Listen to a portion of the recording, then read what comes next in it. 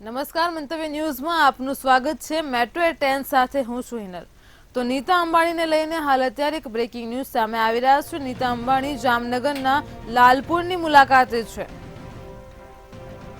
તો બાંધણી કેન્દ્રની પણ નીતા અંબાણીએ મુલાકાત લીધી છે। શહેરના ચાર થાંભલા વિસ્તારમાં બાંધણી કેન્દ્ર આવ્યું છે અને ત્યાંની નીતા અંબાણીએ મુલાકાત લીધી છે। તો નીતા અંબાણીએ બાંધણી કેન્દ્ર વિશે માહિતી પણ લીધી છે। બાંધણી કેન્દ્રમાં નીતા અંબાણીની મુલાકાતને પગલે ભારે ઉત્સાહ જોવા મળ્યો છે। તો જામનગરથી હાલ અત્યારે જે રીતે બ્રેકિંગ ન્યૂઝ સામે આવી રહ્યા છે, નીતા અંબાણી લાલપુરની મુલાકાતે છે। તેમણે બાંધણી કેન્દ્રની પણ મુલાકાત લીધી છે, જેનાથી ત્યાંના લોકોમાં ભારે ઉત્સાહ જોવા મળ્યો છે। શહેરના ચાર થાંભલા વિસ્તારમાં આ બાંધણી કેન્દ્ર આવેલું છે। તો નીતા અંબાણીએ બાંધણી કેન્દ્ર વિશે માહિતી પણ લીધી છે। આ બાંધણી કેન્દ્રમાં નીતા અંબાણીની મુલાકાતને પગલે ભારે ઉત્સાહ જોવા મળ્યો છે। તો જામનગરના લાલપુરની નીતા અંબાણીએ મુલાકાત લીધી છે। બાંધણી કેન્દ્રમાં ખાસ તેમણે મુલાકાત લીધી તે દરમિયાન ત્યાંના લોકોમાં ભારે ઉત્સાહ જોવા મળ્યો છે। તેમણે બાંધણી કેન્દ્ર વિશે માહિતી પણ મેળવી છે। શહેરના ચાર થાંભલા વિસ્તારમાં આ બાંધણી કેન્દ્ર આવેલું છે। તો નીતા અંબાણીએ બાંધણી કેન્દ્ર વિશે માહિતી પણ લીધી છે। બાંધણી કેન્દ્રમાં નીતા અંબાણીની મુલાકાતને પગલે ભારે ઉત્સાહ જોવા મળ્યો હતો। તો નીતા અંબાણીએ જામનગરના લાલપુરની મુલાકાત છે તે દરમિયાન સૌ કોઈમાં ભારે ઉત્સાહ જોવા મળ્યો છે।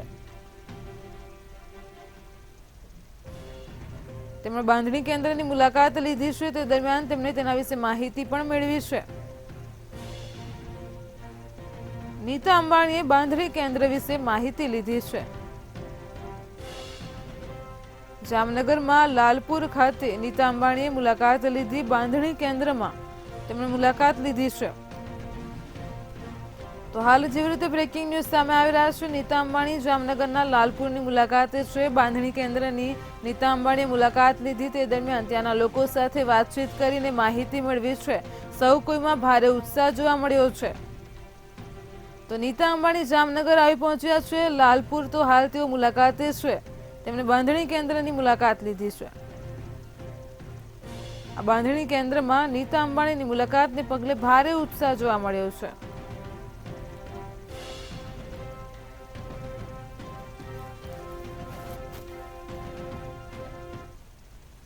ભાવનગરથી અકસ્માતની ઘટના પ્રકાશમાં આવી છે, જેને લઈને હાલ અત્યારે બ્રેકિંગ ન્યૂઝ સામે આવી રહ્યા છે।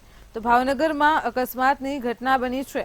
ભાવનગરના સિદ્ધસર નજીક જાનૈયાને અકસ્માત નડ્યો છે। ગમખ્વાર અકસ્માતમાં 12 લોકોને ગંભીર ઈજાઓ પહોંચી છે। તો સિદ્ધસર વર્તેજ રોડ ઉપર જાનની બસને અકસ્માત નડ્યો છે। નારી ગામથી ભંડારિયા તરફ જતી જાનની બસનો અકસ્માત તેને નડ્યો છે। બસના ચાલકે બ્રેક મારતા જ પાછળ આવતી મિની બસ તેમાં ઘૂસી ગઈ હતી। તો ભાવનગરના સિદ્ધસર નજીક જાનૈયાને અકસ્માત નડ્યો છે। આપ ટીવી સ્ક્રીન પર દ્રશ્યો જોઈ શકો છો। ગમખ્વાર અકસ્માતમાં 12 લોકોને ઈજાઓ પહોંચી છે। આગળની બસે બ્રેક મારતા પાછળથી મિની બસ તેમાં ઘૂસી ગઈ હતી તે દરમિયાન અકસ્માત સર્જાયો છે। તો નારી ગામથી ભંડારિયા તરફ જતી જાનની બસને અકસ્માત નડ્યો હોવાની માહિતી સામે આવી રહી છે। આ ઘટનામાં બસના ચાલકે બ્રેક મારતા જ પાછળ આવતી મિની બસ તેમાં ઘૂસી ગઈ હતી અને તે દરમિયાન અકસ્માત સર્જાયો છે। જાનની બસમાં સવાર 12 જેટલા લોકોને નાની મોટી ઈજાઓ પહોંચી છે। તો આ તમામ લોકોને સારવાર માટે ભાવનગરની સરટી હોસ્પિટલ ખસેડાયા છે। આ ગમખ્વાર અકસ્માતમાં 12 લોકોને ઈજાઓ પહોંચી છે। તો સિદ્ધસર વર્તેજ રોડ ઉપર જાનની બસને અકસ્માત નડ્યો। બે બસો વચ્ચે ટકરાર થતા અકસ્માતની ઘટના બની છે। નારી ગામથી ભંડારા તરફ જતી જાનની બસનો અકસ્માતનો કિસ્સો પ્રકાશમાં આવ્યો। જાનની બસની સવાર 10 થી 12 લોકોને નાની મોટી ઈજાઓ પહોંચી છે। ભાવનગરના સિદ્ધસર નજીક જાનૈયાને અકસ્માત નડ્યો છે। તો આજ મુદ્દે અમારી સાથે સંવાદદાતા હિરેન ચૌહાણ ફોન લાઈન પર જોડાઈ ગયા છે। તો જી હિરેન, જેવી રીતે સમાચાર સામે આવી રહ્યા છે કે જાનૈયાની બસને અકસ્માત નડ્યો છે, શું કહેશો? તો ભાવનગર નામથી પંડ્યારિયા તરફ એક આજે સવારે જે જાનની બસ છે તે જઈ રહી હતી ત્યારે સિત્સર નજીક અચાનક કોઈ કાર ચાલકે બ્રેક મારી દેતા જે જાનની બસ છે તેને પણ બ્રેક મારી હતી ત્યારે પાછળથી આવેલ ફૂલપાથ ઝડપે જે મિની બસ હતી તેને પાછળની ભાગે ઝડપથી જે ટલ્લો માર્યો હતો, જેના કારણે જાનની બસમાં રહેલ જે જાનૈયાઓ છે તેમાં 12 જણાને ઈજા પામી હતી. ઘટનાને લઈને તાત્કાલિક પોલીસ ઘટના સ્થળે પહોંચી હતી ને 108 જાનૈયાઓને ભાવનગરની સૌથી હોસ્પિટલ ખસેડવામાં આવ્યા હતા. ત્યાં તમને નાની મોટી ઈજા પડી હતી. પોલીસ દ્વારા સમગ્ર જે ટ્રાફિક જામ થયો હતો તેને દૂર કરવામાં આવ્યો હતો. જી હિરેન, સમગ્ર માહિતી બદલ આભાર. તો ભાવનગરના સિત્સર નજીક જાનૈયાને અકસ્માત નડ્યો હતો. અકસ્માતની ઘટનામાં 12 લોકોને ઈજાઓ પહોંચી છે.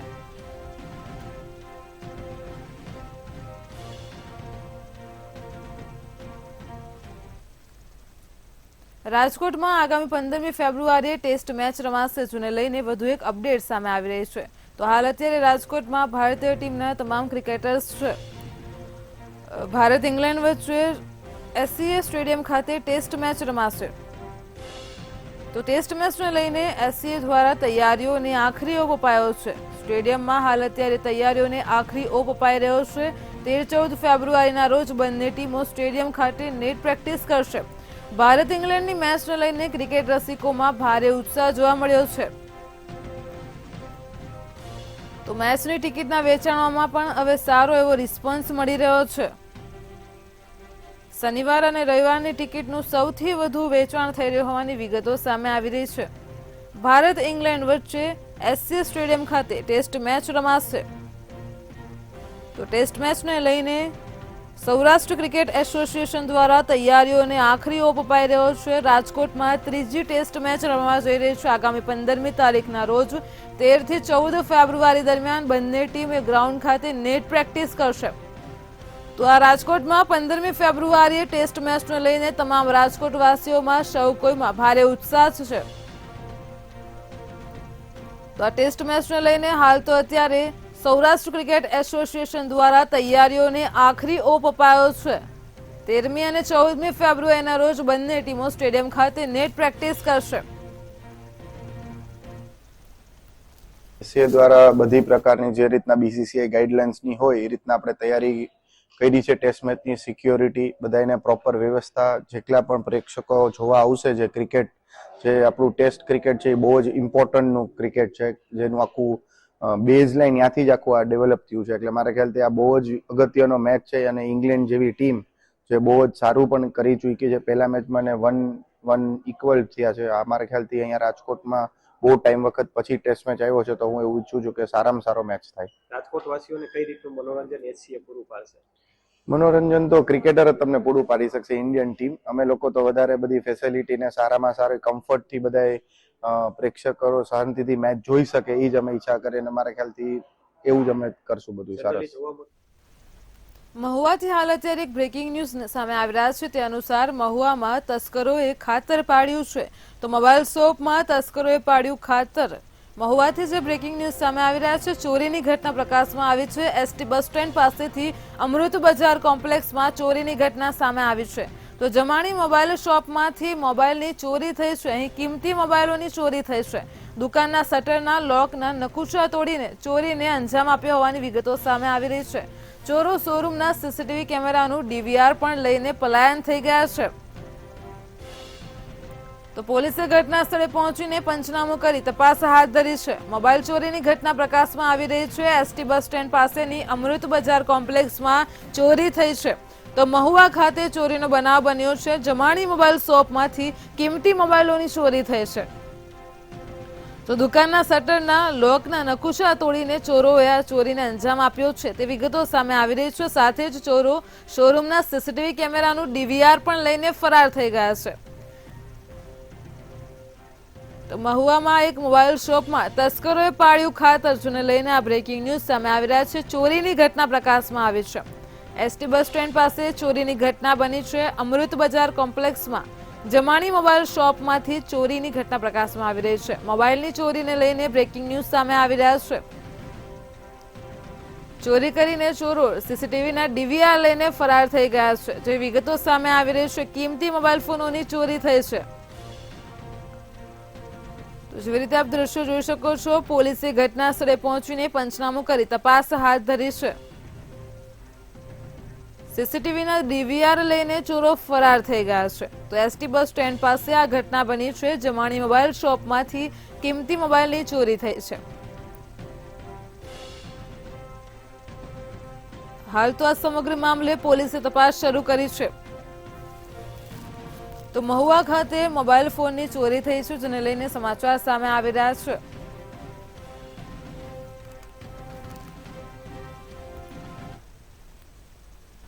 રાજ્યમાં બજેટમાં સત્ર દરમિયાન રજૂ થયેલા નાણાં બાબતે અમિત ચાવડાએ નિવેદન આપતા કહ્યું કે જે બજેટ બનાવવામાં આવ્યું છે તે પૈકી 48,900 કરોડ કર્મચારીઓનો પગારમાં અને 26,400 કરોડ નિવૃત્ત કર્મચારીઓ પાછળ વપરાશે. તો તેમજ ગુજરાતના દેવાનો અંદાજ કહીએ તો 4,26,380 કરોડનું દેવું આ વર્ષનું છે, જે ગત વર્ષ કરતાં 50,000 કરોડ વધ્યું છે. તો રાજ્યમાં મોટાભાગની રકમ તો ઉત્સવ તાઇફા પાછળ ખર્ચ કરવામાં આવે છે. ગુજરાતના ગામડા તૂટે અને શહેરીકરણ તરફ આગળ વધે, લોકો ગામડામાં રહે તે માટે સ્થાનિક કક્ષાએ રોજગારની વ્યવસ્થા કરવી જોઈએ તેવું તેમણે નિવેદનમાં કહ્યું હતું. અને એમાં જે દેવાનો અંદાજ આપવામાં આવ્યો છે મુજબ 4,26,380 કરોડનું દેવું આ વર્ષે થવા જઈ રહ્યું છે. એટલે ગત વર્ષની સરખામણીમાં ગણીએ તો 50,000 કરોડ રૂપિયાનું દેવું વધવા જઈ રહ્યું છે. કદાચ ગુજરાતના લોકોને રાહતો આપવા માટે દેવું વધાર્યું હોત તો આવકાર્ય હોત, પણ સરકારના ઉત્સવો, તાઇફા, મહોત્સવો, મેળાવડા અને જાહેરાતોમાં જે કરોડો રૂપિયા ખર્ચ થાય છે એનો ભોગ ગુજરાતની જનતા બની રહી છે. દરેક બાળક આજે દેવું લઈને જન્મી રહ્યું છે. આજે બજેટ પરથી એટલું સ્પષ્ટ થઈ ચૂક્યું છે કે નાણામંત્રીશ્રીએ બજેટ પ્રવચનમાં એમ કીધું કે ગુજરાતમાં શહેરો તરફ દોટ વધી છે. વર્ષ 2047 સુધી ગુજરાતમાં 75% વસ્તી શહેરોમાં વસતી હશે એવું સરકાર જ કહે છે. રાજ્યમાં શિક્ષકોની ઘટ મુદ્દે જીતુ વાઘાણીનું નિવેદન સામે આવ્યું છે. તેમણે કહ્યું કે તેમના શિક્ષણ મંત્રી તરીકેના સમયગાળામાં 2600 જગ્યા માટેની વિદ્યા સહાયકોની ભરતી થઈ ગઈ હતી અને અત્યારે પણ સરકાર દ્વારા લેવાયેલી ટેટની પરીક્ષા બાદ 2700 થી વધુ જગ્યા માટે વિદ્યા સહાયકોની ભરતી થશે. આપ સૌના માધ્યમથી રાજ્યની જનતાને જણાવું છું, જ્યાં એક શિક્ષક છે ત્યાં પણ કામગીરી ફેરફાર માટે બાજુમાંથી શિક્ષકો મૂક્યા છે વિદ્યાર્થીઓની સંખ્યા પ્રમાણે. એ જે રેશિયો છે એ રેશિયો નક્કી થયેલો હોય છે, કેટલા વિદ્યાર્થી એટલા શિક્ષક હોય. તો જ્યાં સંખ્યા વધારે છે ત્યાં બાજુની કામગીરી ફેરફારમાં પણ હાલ મોટાભાગની સ્કૂલોમાં એક શિક્ષક નહીં, વધારાના શિક્ષક પણ ત્યાં કામ. ગુજરાત વિધાનસભાના બજેટ સત્ર દરમિયાન વાંસદાના ધારાસભ્ય તુષાર ચૌધરીએ શાળામાં શિક્ષકોના ઘટને લઈને સવાલ કર્યો, જેમાં શાળાઓમાં શિક્ષકની ઘટ હોવાનું ગૃહમાં સ્વીકારવામાં આવ્યું હતું. તુષાર ચૌધરીએ જણાવ્યું હતું કે વિધાનસભામાં પ્રશ્ન પૂછાયો હતો કે રાજ્યની કેટલી પ્રાથમિક શાળાઓ એક શિક્ષકથી ચાલી રહી છે, ત્યારે તેના જવાબમાં ચોંકાવનારી વિગત બહાર આવી હતી. 1606 શાળાઓ એક શિક્ષકથી ચાલી રહી છે. ગત વર્ષે વિધાનસભામાં આપેલા જવાબમાં 754 શાળાઓમાં એક શિક્ષકોથી તે ચાલતી હતી. આજે 1606 શાળાઓ એક શિક્ષકથી ચાલી રહી છે. મારો એક પ્રશ્ન હતો. પ્રશ્નમાં મેં એવું હતું કે ગુજરાત રાજ્યની પ્રાથમિક શાળાઓમાં માત્ર એક શિક્ષકથી ચાલતી કેટલી શાળાઓ છે? એના જવાબમાં સરકારશ્રીએ 1606 શાળાઓ એવી છે ગુજરાતમાં કે જે માત્ર એક શિક્ષકથી ચાલે છે. ચર્ચા દરમિયાન બીજો પ્રશ્ન એ પૂછ્યો કે ભાઈ ગીર સોમનાથના ધારાસભ્ય વિમલ ચુડાસમા દ્વારા પ્રશ્નોત્તરી કાળ દરમિયાન સરકારી શાળામાં શિક્ષકોની ઘટને લઈને પ્રશ્ન પૂછવામાં આવ્યો હતો, જેના જવાબમાં શિક્ષણ પ્રધાને જણાવ્યું છે કે રાજ્યમાં 13,000 શિક્ષકોની ઘટ છે, તેમજ ટેટની પરીક્ષા બાદ હજુ સુધી કોઈ ઉમેદવારને નોકરી આપવામાં આવી નથી. ત્યારે કોંગ્રેસનો આરોપ છે કે ગરીબ બાળકો શિક્ષણથી વંચિત રાખી ખાનગી શાળાઓને પ્રોત્સાહન આપવાનું કામ સરકાર દ્વારા કરવામાં આવી રહ્યું છે. પરીક્ષા પણ લેવાઈ ગઈ છે, ત્યારે પાસ પણ થઈ ગયા છે. પણ ખાસ કરીને એ જ તમને કહું છું કે શિક્ષણ પ્રધાન જે છે એ ખાસ કરીને ભરતી એટલે નતા કરતા કે એ ખાનગી શાળાઓને મદદ કરવા માંગે છે, કારણ કે કોઈ પણ ગરીબ માણસ હોય કે કોઈ પણ વ્યક્તિ હોય જે પોતાનું બાળકને ભણાવતું હોય સરકારી શાળામાં અને ત્યાં એક જ શિક્ષક હોય, એ તમામ વિષય ઉપર ભણાવતો હોય, તો આજે સામાન્ય ગરીબ માણસને પણ ખબર પડે કે એનો બાળક એ આગળ વધવાનું નથી. અમદાવાદના એસજીવીપી ખાતે સાંસદ ખેલ સ્પર્ધા અંતર્ગત ક્રિકેટ પ્રીમિયમ લીગનું આયોજન કરવામાં આવ્યું છે, જેમાં ગાંધીનગર લોકસભાના 7 વિધાનસભામાંથી 16 હાજર રમતવીરો પ્રીમિયમ લીગમાં ભાગ લીધો છે.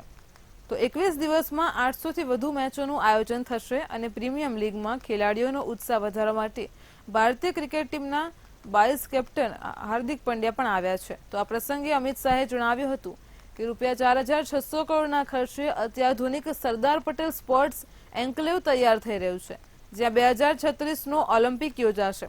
તો આ ઉપરાંત ₹600 કરોડના ખર્ચે નારણપુરામાં દેશનું સૌથી મોટું સ્પોર્ટ્સ કોમ્પ્લેક્સ તૈયાર થશે.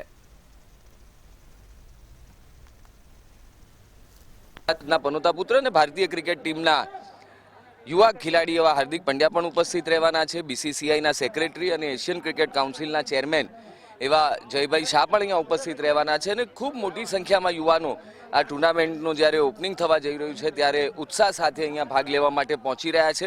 કુલ મળીને માનનીય અમિતભાઈ શાહ સાહેબના નેતૃત્વમાં યુવાઓમાં જે રમતગમતની શૈલી છે, જે કૌશલ્યતા છે, એ બહાર આવે એના માટેનો એક સનિષ્ઠ પ્રયાસ છે.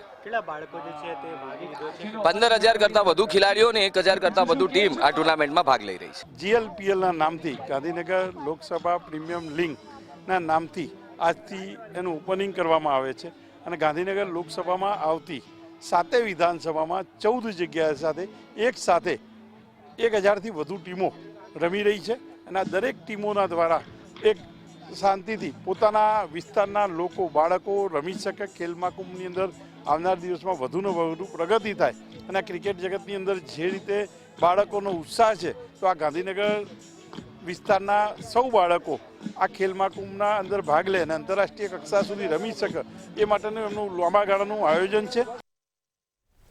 અમદાવાદના થલતેજ ખાતે નવનિર્મિત સામુદાયિક આરોગ્ય કેન્દ્રનું ઉદ્ઘાટન અમિત શાહના હસ્તે કરવામાં આવ્યું છે. આ સામુદાયિક આરોગ્ય કેન્દ્રનું નિર્માણ શ્રીધર ગ્રુપ અને અમદાવાદ મ્યુનિસિપલ કોર્પોરેશન દ્વારા સાથે મળીને જાહેર ખાનગી ભાગીદારીમાં કરવામાં આવ્યું છે. તો અંદાજિત ₹10 કરોડના ખર્ચે સામુદાયિક આરોગ્ય કેન્દ્રનું નિર્માણ કરવામાં આવ્યું છે, જેમાં 30 ઇન્ડોર પથારી, 2 વિશિષ્ટ રૂમ, બાળ રોગ અને ENTની વિશિષ્ટ OPD સેવાઓ, આંખ અને ચામડીના રોગની સારવાર, 4 ઓપરેશન થિયેટરો સહિતની સુવિધાઓનો સમાવેશ થાય છે.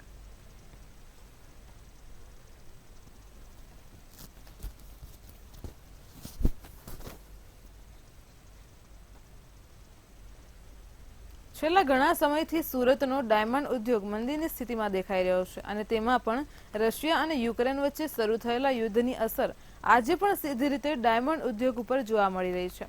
અમેરિકા સહિત G7 દેશો દ્વારા પોલિશ ડાયમંડને લઈને જે નિર્ણય લેવાયો છે કે રશિયા પાસેથી આવતા રફ ડાયમંડ ઉપર સંપૂર્ણપણે પ્રતિબંધ લગાડવામાં આવ્યો છે અને તેના માટે તેમને કેટલાક નિયમો પણ કડક કરી દીધા છે, જેને કારણે રશિયાના ડાયમંડમાંથી તૈયાર થયેલી જ્વેલરી ઉપર પણ પ્રતિબંધ લાગી જશે, જેની સીધી અસર સુરતના ડાયમંડ ઉદ્યોગ પર થશે. G7 દેશોએ જ્યારે સુરતની મુલાકાત લીધેલી ત્યારે એમને પરિસ્થિતિની આપણે બધી વાત પણ કરેલી કે ભાઈ જો તમે રશિયન રફ ઉપર પ્રતિબંધો મૂકશો તો ભારતની ખાસ કરીને ગુજરાતની સુરતની ડાયમંડ ઇન્ડસ્ટ્રીને ઘણા મોટા પ્રોબ્લેમો ક્રિએટ થશે, કારણ કે રશિયાથી જે પટલી સાઈઝનો માલ આવે છે એટલો માલ બીજી કોઈ માઇનિંગમાં નીકળતો નથી અને એની ઉપર લાખો રત્ન કલાકારો પોતાનું જીવન નિર્વાહ ચલાવતા હોય છે. આ બાબતને ધ્યાનમાં રાખીને થોડું પોઝિટિવ નિર્ણય લીધેલો કે પટલી સાઈઝના માલોને ઇમ્પોર્ટ કરવા માટેની છૂટી આપશું, પણ જે જાડી સાઈઝના માલો એને ઇમ્પોર્ટ નહીં કરી શકો. સમયથી હીરા ઉદ્યોગની અંદર મંદીનો માહોલ છે. યુક્રેન અને રશિયાના વોરના કારણે ઘણી બધી સાઇડ ઇફેક્ટ આપણા ડાયમંડ ઇન્ડસ્ટ્રીઝને પડી હતી. ત્યારે એક વધુ માઠા સમાચાર હીરા ઉદ્યોગ માટે સંભળાઈ રહ્યા છે, જેના કારણે 35% આપણી સુરતની ડાયમંડ ઇન્ડસ્ટ્રીઝને ફટકો પડે એમ છે.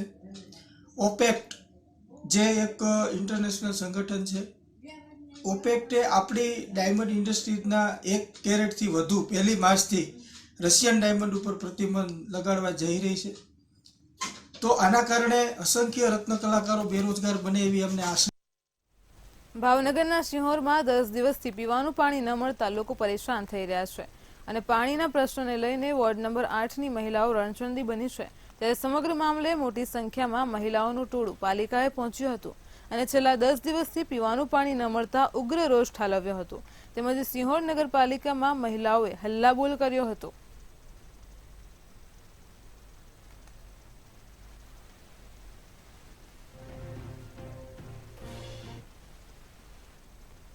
અમદાવાદના જેતલપુર ખાતે institute of forensic science and cyber સિક્યુરિટીના નવા વિભાગનું ઉદ્ઘાટન કરવામાં આવ્યું છે, જેનું ઉદ્ઘાટન ગૃહમંત્રી અમિત શાહના હસ્તે થયું હતું. નેશનલ ફોરેન્સિક સાયન્સ યુનિવર્સિટી દ્વારા માન્યતા પ્રાપ્ત રાજ્યની એકમાત્ર કોલેજ છે કે જેમાં વિદ્યાર્થીઓ ફોરેન્સિક સાયન્સ અને સાયબર સિક્યુરિટીનું શિક્ષણ મેળવી શકશે. તો અમિતભાઈ શાહે કહ્યું હતું કે ફોરેન્સિક સાયન્સ યુનિવર્સિટી દ્વારા રિસર્ચ, ઇનોવેશન અને ટેકનોલોજી ક્ષેત્રે અનેક કામો થશે, જેની વિષયમાં નોંધ લેવામાં આવશે.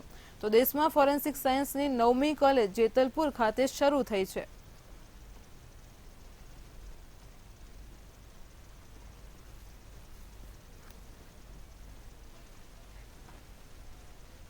વડોદરામાં નવનિયુક્ત જિલ્લા કલેક્ટર BA શાહે ચાર્જ સંભાળ્યો છે. જિલ્લા કલેક્ટરની મુખ્યમંત્રી કાર્યાલયમાં ખાસ ફરજ પરના અધિકારી તરીકે બદલી થઈ હતી. હરણી બોટ દુર્ઘટનાની તપાસનો રિપોર્ટ સોંપ્યા બાદ જિલ્લા કલેક્ટર અતુલ ગૌરે ચાર્જ છોડ્યો હતો. આ પહેલા BA શાહે જામનગર જિલ્લા કલેક્ટર પદે ફરજ બજાવી હતી. તો અધિક નિવાસી કલેક્ટર BS પ્રજાપતિ સહિત અધિકારીઓ અને વર્ગ 3ના મહેસૂલી કર્મચારી મહામંડળ દ્વારા જિલ્લા કલેક્ટરનું બુકે આપી સ્વાગત કરવામાં આવ્યું હતું. બસ જે રીતે અગાઉના કલેક્ટરશ્રીએ જિલ્લાના વિકાસ માટે જે કોઈ પણ પ્રયત્નો કર્યા છે એને આપણે આગળ ધપાવીશું અને નિયમની મર્યાદામાં જે પણ શ્રેષ્ઠ આપણે આપી શકીએ પબ્લિકને એ આપવાનો આપણો પ્રયાસ છે. ખાસ કરીને સેવાકીય બાબતો અને ઇન્ફ્રાસ્ટ્રક્ચર રિલેટેડ જે રેવન્યુ એડમિનિસ્ટ્રેશને જે સપોર્ટ કરવાનું છે. વડોદરામાં શાળા સંચાલકો દ્વારા વાલીઓ પાસેથી ફીના નામે બેફામ લૂંટ ચલાવવામાં આવી રહી છે. તો સરકાર દ્વારા ખાનગી શાળાની ફી નિયંત્રણમાં રાખવા માટે ફી નિયમન સમિતિ બનાવવામાં આવી છે, પરંતુ વડોદરા FRC સમિતિમાં ચાલતી લાલિયાવાડીને કારણે ખાનગી શાળાના સંચાલકો બેફામ બન્યા છે. શાળા સંચાલકો પર જિલ્લા શિક્ષણ અધિકારીની પકડ ન હોવાને કારણે વાલીઓ લૂંટાઈ રહ્યા હોવાનો આક્ષેપ વડોદરા વાલી મંડળ દ્વારા કરવામાં આવ્યો છે. સિમ્પલ રજૂઆત છે કે તાત્કાલિક ધોરણે FRCમાં જે ખાલી પડેલી જે જગ્યા છે એ ભરવામાં આવે, કારણ કે આ જે ખાલી જે પડેલી જગ્યા છે એનું જે પ્રોબ્લેમ છે વાલીઓને થઈ રહ્યો છે. કારણ કે શાળા સંચાલકો મન ફાવે તેમ ફી ડિક્લેર કરીને મન ફાવે તેમ મેસેજો કરી રહ્યા છે. આજે વડોદરાની નામાંકિત સ્કૂલ છે CBSE બ્રાઇટ સ્કૂલ છે CBSEની, એ 12,000 રૂપિયાનો મેસેજ કરી રહી છે કે આજે તમારે 12,000 રૂપિયા તમારે ભરવાના છે એડવાન્સ ફી તરીકે. અત્યાર સુધી બરોડા ઝોનની વાત કરું તો 23-24ના તમામ શાળાઓના તમામ ઓર્ડરો કમ્પ્લીટ થઈ ગયા છે, પરંતુ જ્યાં સુધી આપણી આ ટીમ કમ્પ્લીટ નહીં થાય ત્યાં સુધી કદાચ દરખાસ્ત પણ અમે વર્કઆઉટ નથી કરી શકતા અને આગામી લગભગ અઠવાડિયામાં જ આ નિમણૂકો થઈ જાય તેવી શક્યતા લાગી રહી છે. બીજી રજૂઆત એમની એવી હતી કે અમુક શાળાઓ દ્વારા એડવાન્સ અમાઉન્ટ ફી તરીકે મંગાવી રહી છે. એ અમાઉન્ટ ખૂબ મોટી છે અને એ ન માંગવામાં આવે એવો કોઈ પત્ર અમારે ત્યાંથી કરવામાં આવે, એટલે કે FRC તરફથી કરવામાં આવે એવી એમની રજૂઆત છે. જામનગરની સરકારી જીજી હોસ્પિટલમાં છેલ્લા 12 દિવસથી MRI મશીન બંધ હાલતમાં છે, જેને પગલે દર્દીઓને ભારે હાલાકીનો સામનો કરવો પડી રહ્યો છે. ત્યારે MRI કરાવવા માટે ગરીબ દર્દીઓને ખાનગી હોસ્પિટલમાં વધુ રકમ ચૂકવવી પડી રહી છે. એક તો લાંબા સમય બાદ જીજી હોસ્પિટલમાં MRIની સુવિધા આપવામાં આવી હતી, જે ખૂબ જ ટૂંકા ગાળામાં આ સુવિધા બંધ થતાં દર્દીઓ તેમજ લોકોમાં નિરાશા જોવા મળી રહી છે અને સરકાર આ સુવિધા વહેલી તકે ફરી ચાલુ કરે તેવી લોકોની માંગ છે. પ્રજાના પ્રશ્નોને વાચા આપી અને જે મહા લડાઈ કરી અને જે MRI મશીન કરોડોના ખર્ચે જામનગર ને જીજી હોસ્પિટલને મળ્યું હતું છે, જે છેલ્લા 15 દિવસથી બંધ હાલતમાં છે અને લોકોને મુશ્કેલી પડી રહી છે. અને જે પ્રાઇવેટ MRI જે લોકો કરે છે તેના સાથે MOU કરેલા છે કે તેને સીધો લાભ દેવા માટે શું આ મશીન બંધ છે તેને રિપેર કરવામાં નથી આવતું. તો અમારી વિપક્ષ તરીકે માંગણી છે કે તાત્કાલિક ધોરણે જે કરોડોના ખર્ચે પ્રજાની સુખાકારી માટે જે MRI મશીન જીજી હોસ્પિટલમાં લગાડેલું છે તેને તાત્કાલિક જે પણ કંઈ થતું હોય કે રિપેર કરી અને તાત્કાલિક લોકોને તેની સેવા મળી રહે તે માટેના કાર્ય તાત્કાલિક ધોરણે કરવા જોઈએ. જૂનાગઢના વંથલી તાલુકાના આખા ગામે ગૌચરની જમીન પર કરાયેલ દબાણ ગ્રામ પંચાયત દ્વારા દૂર કરવામાં આવી રહ્યું છે. ત્યારે રાષ્ટ્રીય દલિત અધિકાર મંચ દ્વારા આક્ષેપ કરાયો છે કે ગામના દલિતોને જો દબાણ દૂર કરવાની નોટિસ આપેલી છે તેમજ એક જ્ઞાતિના વ્યક્તિને ટાર્ગેટ કરવામાં આવી રહ્યા છે, તો તેને લઈને દલિત અધિકાર મંચ દ્વારા વંથલી મામલતદારને આવેદનપત્ર આપવામાં આવ્યું હતું.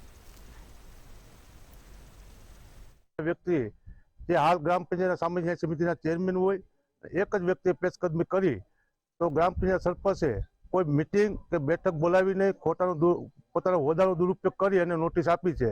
એના વિરુદ્ધમાં અમે આજે આવેદનપત્ર આપવા આવ્યા છીએ પ્રાંત ઓફિસે. તો સરપંચે પણ ગ્રામ તળની અંદર પેશકદમી કરીને 2 માળનું મકાન સરપંચે બનાવેલું છે. તો પહેલા સરપંચની પેશકદમી દૂર થાય, પછી અન્ય જ્ઞાતિની પેશકદમી દૂર કરે, ત્યારબાદ અનુસૂચિત જાતિના વ્યક્તિની પેશકદમી દૂર કરવા માટે અમે પણ સહમત છીએ. ભ્રષ્ટાચાર કરેલ સરપંચ છે એનો નાબૂદ કરવા માટે આવું મને આ એકને ટાર્ગેટ કરે છે, બરોબર છે. હવે પેશકદમી આખા ગામે સરપંચે પોતે કરેલ છે, 2 માળનું મકાન બનાવેલ છે અને એને વર્ષ દીધા ટીડીઓ સાહેબને નોટિસ આપી છે, પણ કંઈ એમાં કાગળિયામાં થતું નથી, બરોબર છે. પછી બીજા નંબરમાં નોટિસ આ દબાણ કર્યું છે એ રબારી સમાજ છે, વધારે આયર સમાજ છે, મુસ્લિમ સમાજ છે, તો એનું કેમ નોટિસ ના આપી? 35 નોટિસમાં મને એકને જ નોટિસ આપેલ છે, બરોબર છે. આ જે દબાણ દૂરની કાર્યવાહી કરી છે એ ગ્રામસભા બોલાવી અને ગ્રામસભામાં જે નામાવલી આવી એ મુજબ તમામ દબાણદારોને નોટિસ આપેલ છે અને એ મુજબ કાર્યવાહી અમારી ચાલે છે. કેટલા લોકોને નોટિસો આપેલી છે અને કેટલા વીઘાનું દબાણ છે? એટલે 35-36 માણસોને 36 જેવાને નોટિસો આપેલી છે અને દબાણ 600 થી 650 વીઘાનો ટોટલ દબાણમાં છે. મેટ્રો 10માં હાલ આટલું જ. વધુ સમાચાર માટે જોડાયેલા રહો મંતવ્ય ન્યૂઝ સાથે. નમસ્કાર.